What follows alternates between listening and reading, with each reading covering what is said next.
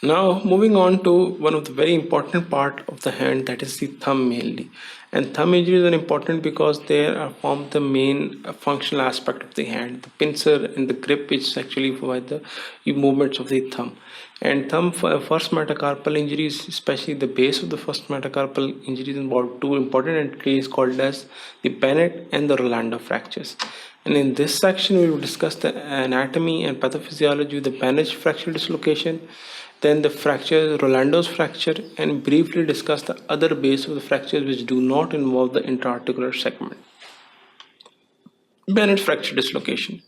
It occurs at the base of the first metacarpal bone, and as important the Bennett name suggests, it's not just a fracture, it's a fracture dislocation as well. The piece is communicating to the articular surface as well as it is dislocated. Due to falling or punching, the most common injury in the hand, and usually it includes an oblique fracture, which you can be appreciated in this diagram, extends into the carpometacarpal joint and is very unstable.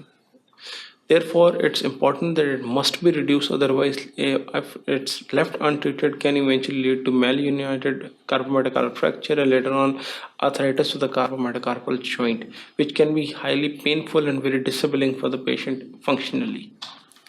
On examination, if you see closely, the thumb would look short, thumb base would be swollen and very tender. On X-ray, this usually see a small triangular fragment with contact with the medial trapezium edge. It can be oblique fracture and it communicates intra-articularly. And remainder of the thumb usually is subluxed actually proximally. So this is important that we have to know that it's actually not associated only a fracture, it's actually a fracture dislocation. That is why it's called as Bennett fracture. Then the treatment. This is a fracture, it's obliquely reduced in this fashion.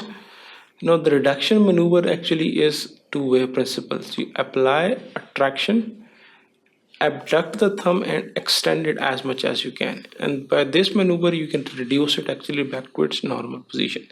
If it gets properly reduced, we can simply, in non-articular staff, we can simply apply a plaster and apply it by felt pad over the fracture, and first metacarpal is held in abduction and extension, and plaster can be given in that immobilized position. Usually pressure is sometimes required to maintain reduction till the plaster gets hard enough so that it will continue to remain, put the pressure on the fracture fragment. If we are unable to reduce it, or if the fragment is unstable, which is usually is, then we may require a surgical fixation. Surgical fixation could be in form of K-wire going through, two K-wires going through this segment so that it does not rotate, or it could be in this form as well. K-wire going through the shaft of the metacarpal into the shaft of the second metacarpal, or at the junction of the base and the shaft in the second one, so that this thumb remains extended and abducted and does not rotate into a position which makes this segment unstable. If it's a larger fragment, it can be held in a wire. Otherwise, open adduction internal fixation with the lag screw or with the 2 or 3 K-wires can also be done. Now coming to Rolando's fracture. Rolando's fracture is also base of the first metacarpal as well as the carpometacarpal joint, but the only difference is it's intra-articular comminuted fracture. If it's non-comminuted, it becomes Bennett. Otherwise, intra-articular comminuted fracture of the base of first metacarpal with the T or Y configuration is called as Rolando's fracture. Usually, we may require a closed reduction K-wiring. Open reduction and plate fixation can be done, but usually these fragments are small and K-wire is more than enough. But if there is severe combination and you cannot even hold those small fragments with K-wire, then the option is to go for external fixator by applying a few screws over here and applying a few screws over here and holding this thumb into position of abduction and external rotation if needed. Now coming to the fractures of the base of the metacarpal. Now we were already discussing the fractures of the base, but Rolando and Bennett have an intra-articular extension. Rolando is using an oblique fracture without intra-articular combination. If there is a combination, it becomes Rolando fracture, and Bennett is actually an oblique fracture without intra-articular combination. But if it's involving the base of the thumb or base of the first metacarpal without intra-articular extension, it just becomes the fracture of the base. If you see it over here.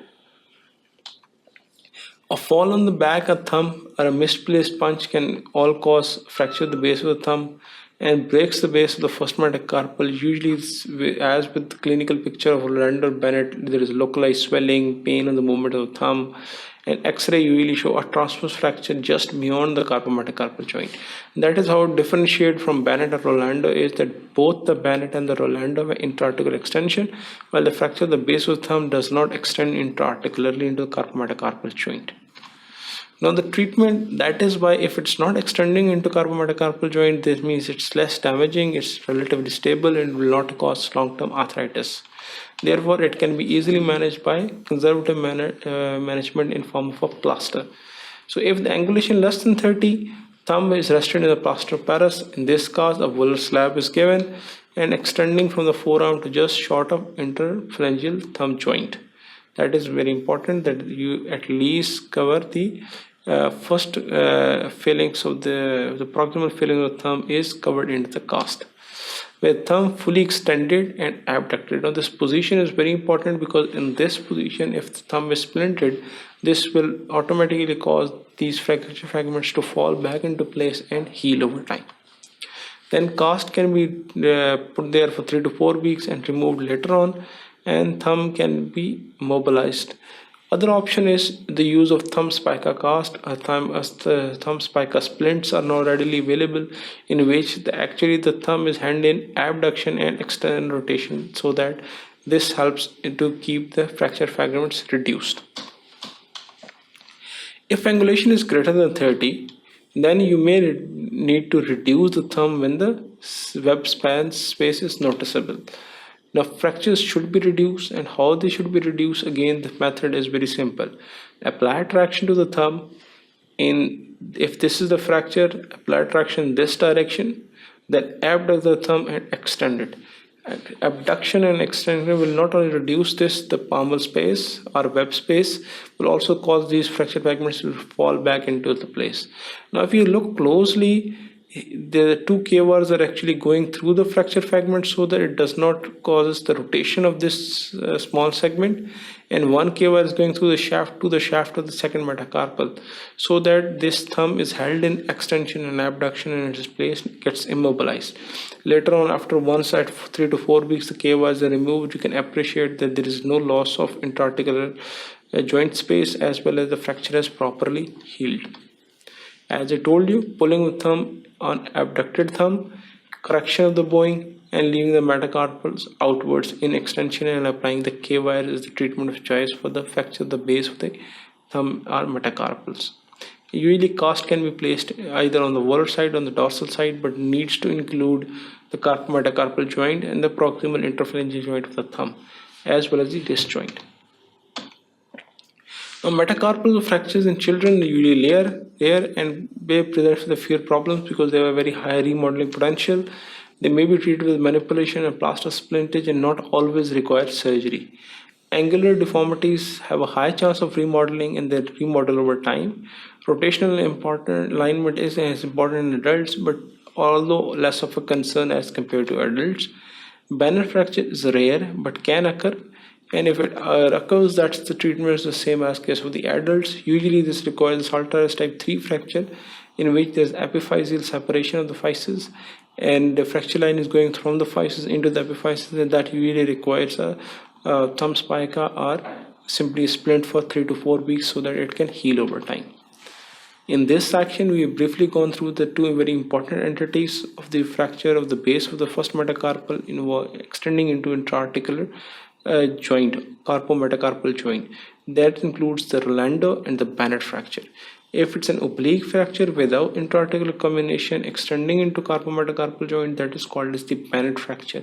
And usually the thumb is held in either a plaster cast and held in a position of abducted and extended thumb, or we can go for K-wiring of these large fragments so that it remains stable over time. If it's an intra-articular extension along with the comminuted fracture of the base of the thumb, this is called as Rolando fracture. Usually the combination depends. If it's large fragments, it can be K-wired, they should be K-wired, or we can also apply screws as well. But if there is a lot of combination, we probably require external fixator over the carpometacarpal joint as well, so that this so the thumb can be immobilized in abduction and extension. Thank you very much. Keep watching sqadia.com.